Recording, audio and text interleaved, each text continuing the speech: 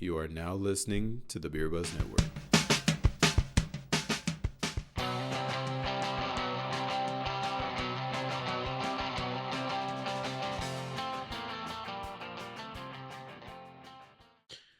Welcome to Craft Beer 102, presented by Beer Buzz, where we teach you about beer, life, and love. I love love. I'm Aphrodisiac, and right next to me is Jason Torres from beerbuzz.com. And Gary Delgadillo from beerbuzz.com. And we're all going to sit here together and teach you guys about the 4 ingredients that go into making beer. Now, if you didn't know, every beer you have has these 4 main parts that go into it. We got, well, for right now, water. Essentially, every beer is 90% water, and the water quality matters as much as anything else does. You can make a beer with crappy water quality, and it's going to come out a crappy beer. A lot of beers specifically look for softer water. Softer water means a low pH balance, if I remember right. Yeah. Right. So basically what ends up happening with a lot of these beers, especially in Pilsen, they're known for their incredibly soft water. You'll find certain beers like Irish Reds. Literally people try to take water. Over here in Southern California, you get some pretty hard water. So they end up, using a reverse osmosis, getting some pretty neutral water, and they either add or lower the pH depending on, what kind of style they're trying to make. A really good rule of thumb is pretty much if it tastes good, brew with it. Unless you're trying to make a certain kind of style, tastes good, brew with it, man. You know what I mean? Yay, water. That's a good rule of thumb, Jason. It really is. It kind of helps, especially when you're home brewing, man. I know I use a simple filter, picked up in more beer, and, it works great. I don't really have, thousands of dollars to get this reverse osmosis, this giant machine. So it works out pretty good for me, man. Mm-hmm. Just no hose water. Hose water. Right? Reminds me of my youth.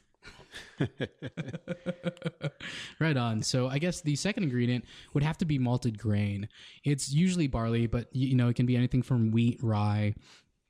Basically you have 2 row, 4 row, 6 row, and it's literally, when you look at the plant, you're going to see this like rows basically on the actual leaf, and 2 rows preferred due to its high starch and husk ratio. The malting process, it pretty much moves the grain to the highest possible soluble starch content. And the really cool thing about this stuff is that, usually in a base of beers, the majority of all these big breweries use 2 row. You can have, so many different types of grain. You could use Belgian Pilsner malt as a base. You can use, again, 2 row. You can use specialty malts. You can have honey. You could have, some of this malted. You ever had something that's incredibly like a Rausch style beer? Yes, sir. Yeah. Right? You ever had something like that? It's like campfire in your mouth, right? Yeah, it's because they end up smoking this, the grain basically is what it is. And, you put it in mash ladder tun, and you pretty much pull those flavors out. So, but it's an incredibly important ingredient in the beer. Check out the big brain on Jason. Right? Gary, you going to top that? Well, I'll try. Right? Tell us about that third ingredient. Okay. Well, we have the hops. Hops add the bitterness to the beer. Now, as you guys may know, not only do they have the bitterness, but it also preserves the beer as well. Okay. Now, I know a lot of you guys, they might know the difference between like a pale ale and an Indian pale ale. Everybody knows the story, of why the India pale ale. Or if you guys don't, the reason why they have an India pale ale today was because back in the days, the beer would come from Europe and they would try to get it all the way to India. Okay. And sometimes the beer would, what happened to the beer, Jason? Well, I heard it used to spoil on that trip from the heat, man. Days. Yeah. Yes. I still drink it. Right? Yeah. That's so right. so the story goes is that they would add more hops to the beer to preserve the beer to get all the way from Europe to India. Okay. There it is. And there it is. I love story time with Gary. Right? It's a history lesson. Yeah, for you no, guys. but the hops really did kind of inhibit spoilage, and they really do kind of enhance head retention. A lot of times, especially on the West Coast, you'll get a lot of hoppier everything. They'll hop the hell out of every beer out here. Okay, I'm sorry. Question. What the hell is head retention? Because it's not something I want to have. So basically, when you pour in your glass, that nice frothy head, I like to have it there. It gives it the aroma, the bouquet. It just kind of sits there on your beer. And a lot of times, depending where you buy it, because if you're getting it at like one of these local gastropubs, some know how to go ahead and wash their glassware. Others don't. Mm-hmm. So you'll leave a lot of grease and oils inside of the cup. it just kills that head, that aroma. It just, I mean, it's still there because the beer's there, but that beautiful, amazing head is gone. Everybody loves a little head. Everybody loves head. Yeah, the more the merrier. Yeah, that's right. The more the merrier. On a side note, Oh, for hops, Yes. in case you guys may or may not know, it is related to the cannabis family. Oh, is it really? It is. Can you emphasize on that, Gary? There is the male and female plants. Oh, okay. And just like in the cannabis area, the hops are grown on the female flower. The female flower. Yes. Does that affect head retention? yeah, it should affect. Oh, it should. It definitely should. Wait, we're in California. It's okay if it's a male plant too. Right on, man. So tell me more about the hops, man. I know there's a range, right, between the like low hop, high hop, or how does that work, Gary? Yeah, I mean, there's a lot of different kinds of hops out there. I mean, you go from like the Mountain Hood hops, you have Okay. some Galaxy hops, Okay. Warrior hops, and a lot of hoppiness that's going on in those things. The Galaxy hops that we had tried recently, we had gone to Dale Brothers, and they use the Galaxy hops within some of their beers, and Okay. it does bring out a lot of different kind of, like, I wouldn't say fruity notes, but a lot of different kinds of flavors within their beer. Beer, Right. All right. So the fourth ingredient is yeast. that's right. And what yeast does is it's like this little Pac-Man creature that runs around and starts eating these things called Sugars. what is it called? Sugars. Sugars. It eats sugars. So we got all these sugars being eaten, and what it is, it farts out CO2, and it's great.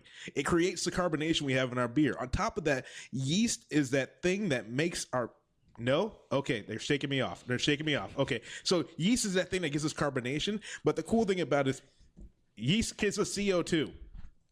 Yeast does something. So basically what ends up happening, you impart yeast into the basically sugar water is what you have, your wort. And from there, the actual yeast ends up eating all of the sugar. And what ends up, the two byproducts of it being shot out are CO2 and alcohol. And what ends up happening, that CO2 is just a gas, pops right off of the thing, and your beer literally stays uncarbonated inside of the fermenter. And then you shoot it into your keg or your bottles. The difference being, if you shoot it in bottles, you have to reintroduce sugar, so it does that process again. But since it's inside of a bottle, it'll actually add pressure, and then yes, it'll add carbonation.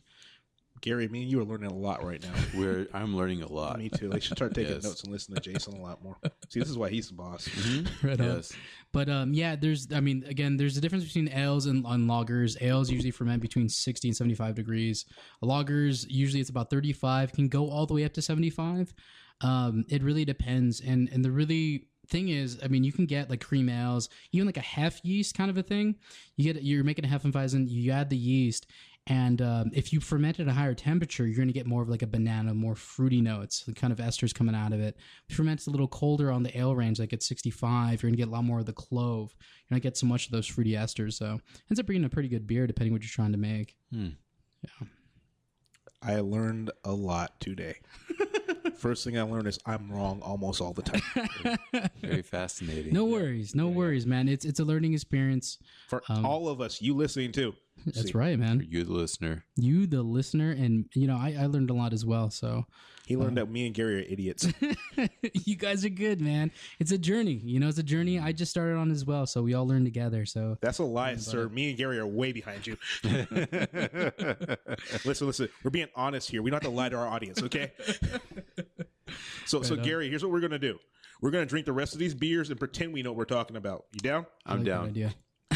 That's a great idea. Awesome. It's the Well, best keep in idea mind, ever. anytime you guys need any fresh ingredients, the best place I go to is morebeer.com.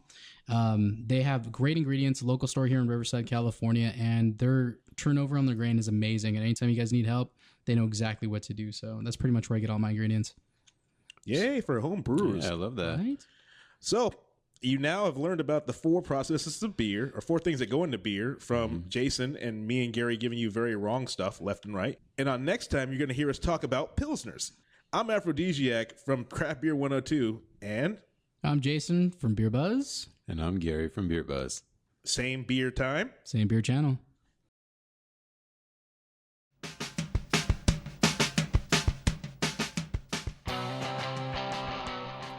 Thanks for listening. Don't forget to subscribe on beerbuzz.com.